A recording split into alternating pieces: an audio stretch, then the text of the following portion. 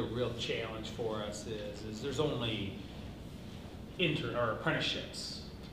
Every student in the Quad Cities, it would be impossible to reach that, right? So that's why you need the job shadows. That's why you need the hands-on within our all of our classes. What are those lessons that they're doing that are school or work related to on top of that? Here's what I really worry about is it's easy to get people on board, businesses on board when labor is short. But when it's not. It's when that down cycle happens, and we need the businesses to stick with us. As we build this program, and we know we're gonna be labor short for a while, but we also know the economy goes in circles, right? And at some point, we could hit some type of downturn where they don't need as much labor. We need them to stick with these programs because they're hard to get going, and to cut them off for a year or two during a down cycle forces us to start the whole thing over again. So that's one thing we have to keep these partnerships going strong in this kind of economy and in a different type of economy, and we just need to build up those good relationships. When you're looking for I mean, employers are always looking for employees. So I think just maybe from my perspective, is even if you have a downturn, they're still going to have to hire some turnover. So that just means that they don't have to go as broad to find their resources because they've already established relationships that happen. So they've got a continual pipeline.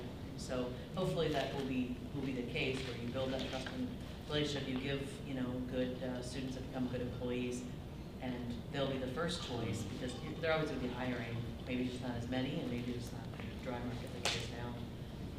But I think if you build that, we won't have any troubles.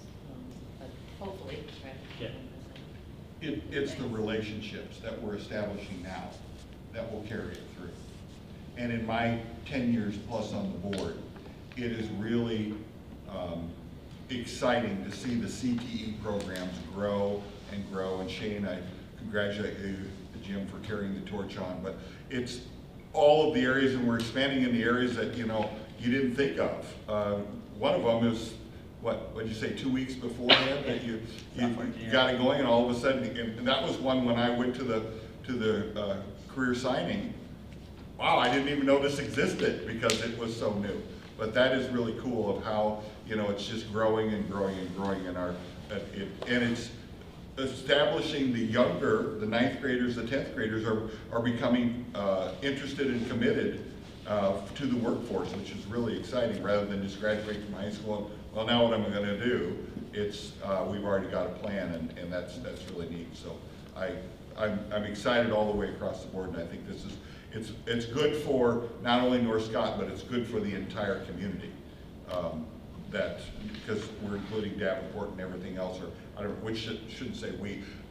The inclusion is all of the Quad Cities, and that's really cool. Does this program still include the soft skill and interviewing, like Marianne used to do? With all the whole package of reaching out and communicating and yeah, there's different components. There's different components that, like, for example, software engineering. Jim, those ones that came in and they had to get ready for that. He specifically sat down with that. We've got a couple classes that deal with that too, but that's where I think we need to. I'd love to build it in so it hits everybody instead of certain pockets. They take a class. It's a little bit like our personal finance. We didn't have that for everybody. Now we have it for everybody, right? It's almost like that has to happen, so that everybody hits it. So it's not just, okay, we've got Jim's class doing it. We have Marcus's class doing it. We have, so how can we connect that? Is it through our Lancer way with English? Is it through, how do we do it with everybody? yeah, that's very important Great question. today. I would point out, though, if it wasn't for the vision of the high school to have computer science as a career pathway, we wouldn't have been able to, 3 weeks, put into an internship. The vision was already to hire the right person, teach the right courses, so it wasn't like we threw together a bunch of courses. So I wouldn't want anybody to watch this video and go, man, how did they throw that course together so quickly? No, the vision and the groundwork had been done, it just happened to line up. There was 2 years worth of work to get us to a computer science career pathway. I mean, you guys there's other schools have a career academy, Bengal and TV, but when you guys looked into it, it's not college credit, and you were already teaching the classes that they right? Yeah. So you've been doing that for 2-3 years. I know the software engineering apprenticeship, they've been working on it for at least a year and a half. So the fact that you were ready when they came to the door knocking, you know, things, the stars just align and then it happens. It's awesome. Good to see that they. Okay, thank you. One Thank you. question about the, Oh, yeah, Kamala. how's the EICC person gonna integrate into the transition? How do you see that integrating into what you Well, guys are doing? actually, I'm meeting wait a second, later this week, with the person that oversees them at Eastern Iowa. I have some ideas, the new person has some ideas, but we're gonna kind of get together. What I see is that person, remember how I talked about the 15% that we're kind of losing? We have 86% that say they're going on to further education, we only had 71% that actually meet it their first year. So we've got that 15%. So this person is gonna kind of focus on that 15%, make sure they'll help with making sure everybody gets to FAFSA, because that's one of the key components to post-secondary.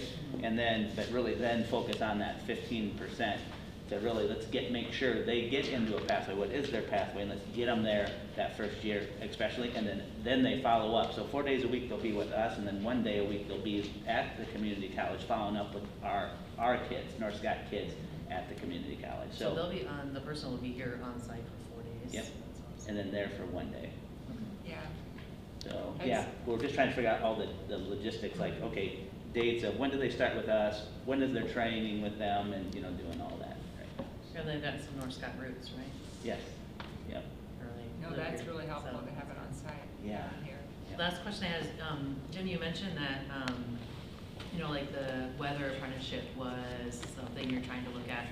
What other industries are hard to find? Like what, if you put a call out for the other industries where kids are interested in, but you haven't quite connected with them yet, or you're looking for those types of industries, even if they're nothing we'd have around here, what are those industries? Well, the that thing we with can help? internships is, in the past, it's been very driven by the kids, their interests. So the ones with the wherewithal file the application, we go out and look. Probably half of them come with a contact. They've got grandma, grandpa, uncle, aunt, cousin, neighbor who's in that field. Engineering has been probably the funnest group for me to work with, because depending upon the student's interest, Bush Construction took on a young man, the older Jex boy, worked him for the spring semester on the Mark Twain Elementary or Bettendorf, and then put him on in the summer, I think doing labor, but also assisting with engineering.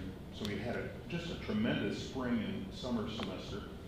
Our manufacturers in the area, Genesis Systems, PCTE beams, who's the third one? Oh, and that card, geez, how could I forget them? Those 3 places have put some kids in some great experiences with that internship as well. Challenging, Realty are very willing to do job shadows, but they don't, just the nature of the business. I've spoken to a dozen or more realtors, and they keep, oh, why don't you call so-and-so? And the one, she ran for school board last year. She has been very open to job shadowing. So she's thank you, yeah. She's met a number of kids for job shadowing, but again, just says the time frame and what to do with them as an intern, that has not worked out. Other interns, it's pretty much with time it's worked through.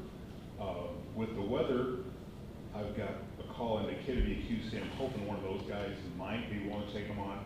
But at certain points, a lot of the internships, they really want college students and college grads. It's kind of a non-traditional for a student, high school student, to get that sort of internship.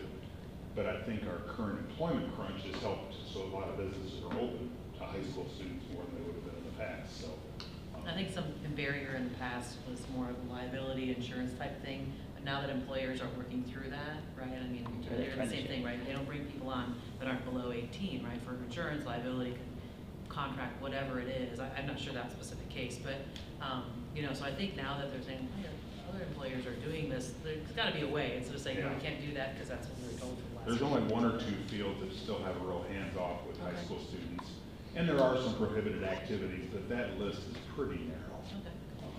The apprenticeships has really helped with that, though, Molly. And in fact, I think we've had more internships that are actually paid now than it used to be. They just would go and, volunteer, and they would do some things, but not get into it. Now seems like more businesses are willing to actually pay a little bit too, which it's not a requirement. But then we get some kids fighting a little bit, like, wait, you're getting paid, wait, I want that one, you know? That's true. Well, that's true. All right. I just have a real Yeah. quick comment. Personal experience, my son Nick was in that program when Mrs. Braden ran it, and he had a very difficult placement career goal, which was in film industry, volunteer. But I don't know if any of you remember Mike Mickle. He used to be a newscaster in his production company, and he took on making, they had a great relationship, and he kept coming back in the summers and working with Mike Mickle again, and it was wonderful. So, Nice. good program. Good. I always tell the story, and since John's retiring, I'll tell the story of his daughter. So Victoria did a social work, internship, I guess. And she comes back and she's doing her presentation and she's like, I'm sorry, Mr. Kaneki, I just didn't like it. I'm like, no, that's all right. You just saved yourself how many thousands of dollars not going into that in college, it's okay. And so even if you don't like it, it's okay. It's a good step, right? Yeah. Who did the intern, where did she intern? I don't remember who it was. I just know it was with a social worker. Oh, nice, good story too. Good news, she just finished law school. Yeah. Awesome. Yes, no, she's She- finished. and got married, right? All right, well, thank you for the report. We look forward to Thank you. seeing more from that program. It's a huge program. It's such a benefit to the school. It's for your hard work. There's no old business, so No let's old move on to new business, the softball field and sports Yeah, complex. due to the rules with Save Money, we need to hold a public hearing on May 9th that will go over the design. So basically, we'll cover what we covered last time, the softball field, the concession and restrooms and parkings. But any type of athletic complex that's not attached to a school building, and we need to use some save already this money as we start doing the design. And so I want to schedule for May 9th for our board to recommend that be the hearing date, public hearing. Make a motion to set the public hearing for May 9th, 2022. Second. Okay, all in favor, say aye. Aye. All opposed, same sign. Motion passes. Thank you. Okay, now we have several things to approve, but let's go to the strategic plan. Yeah, so since COVID, right at the start of COVID, we met with Teamworks again, and then we've been working on updating the strategic plan. I just wanted to put it on here. I know the board has spent a number of hours over the last few years. I just publicly wanted to put it out here, so I'm gonna hit some highlights. On the second page, if you go back to the roadmap, right there. The big change here was we went down to 3 strategic directions because our goals fit under that. We just wanted to consolidate it more, so I just wanted to point that out. But we're really looking at, when we look at our major goals, obviously curriculum, instruction, assessment, that's what we're here for, right? We're here to educate kids, that's a major goal area. Strengthening community relationships and continuous communication, promoting student success and striving for equity, that's our second area. And then system oversight and development is the third area. The next 2 pages, the next page, it's basically the same. This is the one that you'll see on our dashboard that we will survey. We're currently doing it right now, surveying our staff, students were surveyed, and parents were surveyed to say, hey, are we actually meeting this? Is these the experiences that all 3 groups are having? And if not, we look at that data and say, well, where do we need some improvement in? And then the theory of actions, the same. Our real vision here is we expect to be a district of choice. People choose to learn here, work here, and live here in our communities. I mean, we're striving for that. That's the why we talked about earlier. Why do we want to invest in that as a school district? Yes, for swimming, swim lessons, swim team. That's an investment in making those things happen. Career and college ready with broad skills. That's another one of ours. We don't say it's not about sending every kid to a 4-year school. We want kids to take a step towards their future. Passion, lifelong learning, continuous improvement, and beneficial collaborations with partners. We know we can't do the things that we do if we don't have partners. Not only our community partners, but Eastern Iowa Community College, Shane talked about that tonight a little bit, they're essential for partnering with our kids in those career pathways and many other things. And then we go to our district mission delivery vision card. Because of COVID, we have to reset this data. But this chart is blank right now because we're in the process of collecting new data, setting new norms. But where do we measure ourselves? Well, we measure ourselves on how well are our kids doing, how proficient are they at grade level, but what about growth too? You know, a district, if your kids come in and they're already proficient, we don't want to see them stay just proficient, we want to see them exceeding, and so we're going to measure both of those. And then also our social and emotional, but those are, we were asked earlier tonight, what about the interviewing skills? Well, I call them power skills. What are the skills that make you employable, make you successful, the teamwork, showing up, doing your homework, doing all those things? That's another area that we look at, and that's those Lancer ways, the social development report cards in the K-6. And then, you know, the thing that we also judge ourselves on, not just how our kids, how they're graduating from high school, but what are they doing after they leave us? We saw this coming a few years ago, saying, you know, at some point schools are going to judge themselves more on the success of kids post-school, and we're already starting to see that for us, and so that'll be on there. And then the three things I just mentioned, what's our experiences of our students, parents, and family, our staff and families. And so then the next page is the operational plan. What are the things we're working on? And it lays it out in all those three areas I talked about, and they're all in here for our MTSS system. That's the support for kids. How do we align our curriculum? You have to make sure our K-12 curriculum is aligned so you don't have holes in it. Of course, always working on instruction, gradual release, and then assessments. And then that travels across 3 years, and every year we're adjusting this. We move it up a year and we make adjustments. The strategic direction for strengthening the relationships, you know, that's everything from our the Potential Innovation Center that we have, the Y facility, increasing opportunities for our kids. You know, last year we had 95% of our seniors take at least one college course or concurrent course. You know, we'd like to see that 100%. We'd like to see more credits and more career pathway choices. And so those things are all listed out in relationships, communication, and equity. And then, of course, our oversight. Like right now, Jill in our office is working on taking everything to a paperless form. You know, we've been talking about that for a few years, and it's moving into it. The heaviest section is our staffing. In this labor shortage, what are we doing to attract and retain the staff that we're doing in? And so all of those things in our facility planning all fit within that page. And then the last two pages, is we just kind of do an environmental scan. What's the new things that are coming up that are on the edge? What's emerging for us? What's established? And what's ebbing? What do we need to quit doing? Because we can't keep doing everything every year, and we need to work on that. And so we do that scan all the way through the system. And then the board's work is the last page, and that's the governance plan of the board. And those are all the things that establish what we've been doing for the last 5-6 years, and we'll continue to do it. All the way from our policies to operational oversight, the self-governance of the board, our communication, the board superintendent relationship. Probably the area that I could say we're most proud of is our public engagement. Our district for years has continued to increase what we've done for public engagement. And that, to be honest, for COVID, this is the one silver lining. We get more engagement, at least people watching our board meetings and giving us feedback because we went online and we haven't quit going online, so it's being streamed. So I know you guys know all of this. I just thought it was time to make sure, put it on a board agenda to make the recommendation to approve the updated strategic plan. So, a motion for the updated plan. I so move. Second. All in favor, say aye. Aye. Opposed, same sign. Motion passes. Any questions about strategic plan? Just one clarification, the facilities and strategic direction, I'm assuming it's 3 to 5 year, not 35 years? Yeah. I saw a couple typos as I Okay. was preparing, just to Okay. get some Oh, brief yes, notes. that's to do. It was a Okay. mistake, yeah.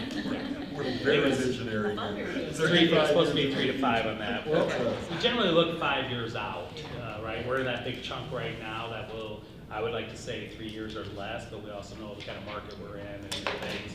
More than likely, you know, it could take 5 years, but the sooner the better on all of our projects. It's a good vision, and it's action. It's an active plan. It's an active, fluid plan to have. It's good job.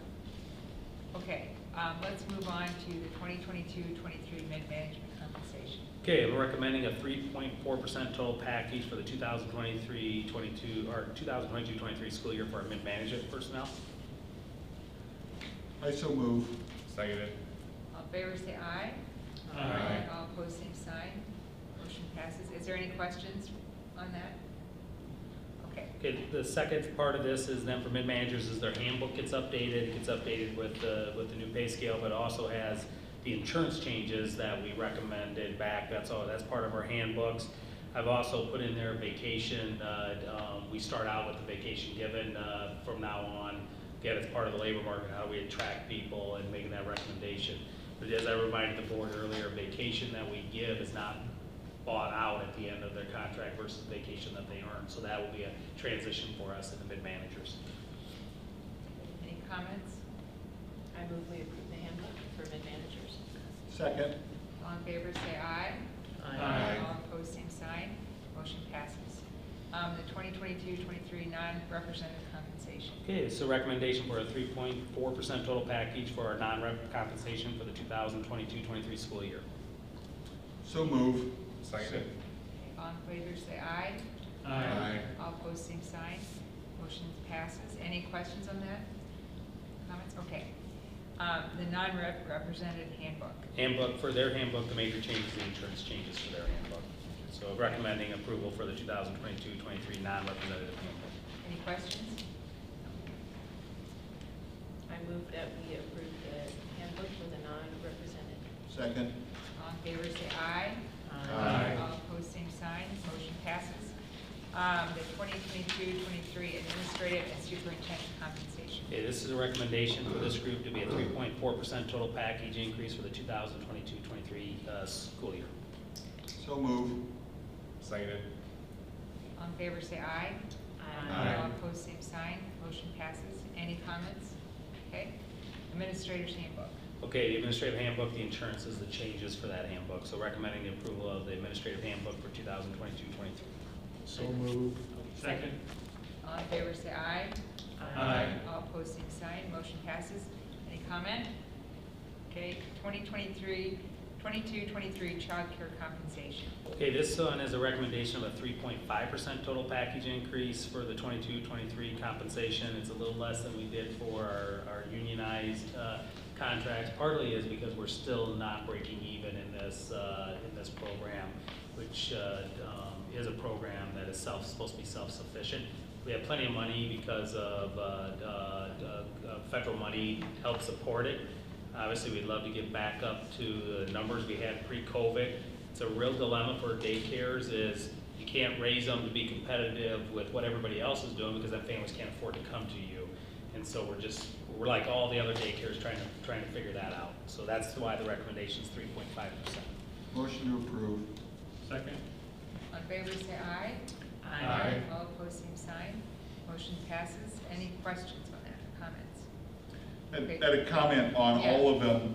I mean, it has gone so quickly, but I do want to make a comment for everybody else that we discussed an hour beforehand all of this, so it's not like this is all new to us and we're doing it on a whim. We've studied it, we looked at it, Joe talked a lot about it, so as a board, I just wanted to make that comment. And that's a good point too. It's also tied, not directly tied 100%, but because of a number of you are in negotiations, you've been involved in wages and benefits and stuff and on the healthcare committee. So the board has a lot of background and individual conversations with myself that it isn't like this is coming out, why isn't there any conversation? Many conversations have happened on Right. this. Right. And on the child care, I wanted to make a comment. You know, there's the adage, if there's a hole in the sack, we need to fix the hole rather than throw a bunch of money at it and have it still go out the hole. So as far as this goes, we need to keep studying it and keep working on making it self-sustaining as the child care. Yep, and the numbers are coming, getting back. We just need people to continue to go back to daycare and using daycares Yeah. again. Right. It's great, thank you. Thanks, John. Child care staff handbook. The only change in there is wages because there are no benefits, no health care with child care employees. And so wage is the only change for that one. And recommending the approval of the 2022-23 child care staff handbook. So moved. Seconded. All in favor, say aye. Aye. All opposed, same sign. Motion passes. Any comments on that? Okay. Well, thank you. That was a lot of things to approve, but good things, positive things. People people work hard here and they Yeah, deserve it. thank you. I think, all of our settlements this year, including the Package United and our union, we're in a position, we'd love to do more, and I know the board would do more, but obviously your approvals of everything we've done show support of our board for all of our staff, including the retention bonuses for this year and for next fall for our returning employees. So thank you on our staff's behalf. Yeah, we're very supportive of this. Okay, move on to superintendent's. All right, just want to, next month is School Board Recognition Month. I say it every year. You're the only elected, non-paid official in the entire state, so And we'll we be have our- recognizing you next Our month. salary double every We year. double it every year, yeah. It's an easy math for me. So, graduation, May 29th. Frank will be doing the welcome for the board that day, so Shane's getting all the agendas or the itinerary put together and everything. If you want someone else to speak, I would be willing to. Okay, I think right now we just, I don't know how many, a lot of times we judge it based off of how many graduates are gonna speak for it, Are we so. morning or after? We're always morning from now Always are, on. okay. Oh, we Now- are morning. Now, I do have a meeting tomorrow morning with the area superintendents, because Davenport lost the tax layer. They And did? so there's a real big concern, could they do that to the rest of us? They And just so, blew them out. yeah, At they the had concert. conflict, and they lost, Davenport lost the tax layer, to use the tax layer. And so the Quad City Schools, Illinois and Iowa side, we meet tomorrow morning with the United Way, and so that's one of our discussions. Wouldn't they But- have to tell us soon? well, it wouldn't be for this year. I don't know if they Oh, lost okay. it this year, when, but All right, I think good. Davenport lost it this year. Is it 11? Yeah, Davenport Is that lost it this 11 year, so. o'clock graduation? What time is it? It starts at noon. Noon. Oh, it does? You have to be there at 11:30. I'll send you guys. We'll get you all more the- information. Yeah, okay, I just wanna give putting you it in plenty of notice, make sure who's my gonna be calendar. there Thank you. and that. The speaker was what I put out, is they're already starting to put everything together, so. Oh, gotcha. Just a quick Y update, if you notice, you went by there today, all the glass grids are going in, so you're gonna see it starting to get glassed up on the outside. Not tomorrow, because we're interviewing tomorrow for the junior high principal position, but the next Tuesday, if you haven't been in a while, it has really changed on the inside. So next week from tomorrow at 1:30, if you happen to be in town and can stop by and want a tour, it's really starting to look nice on the inside, so. And then the updated, we have interviews next Monday for CM and continuing that process that we set up at the last board meeting.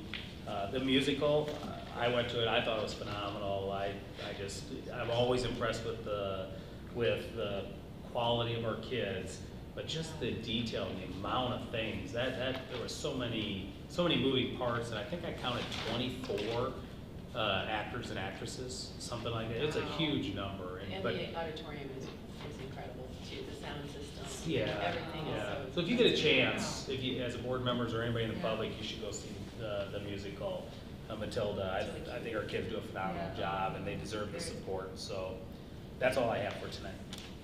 Thanks, Joe. Okay, any comments or correspondence from board members? Okay. One final motion. Motion adjourned. Second. All in favor, say aye.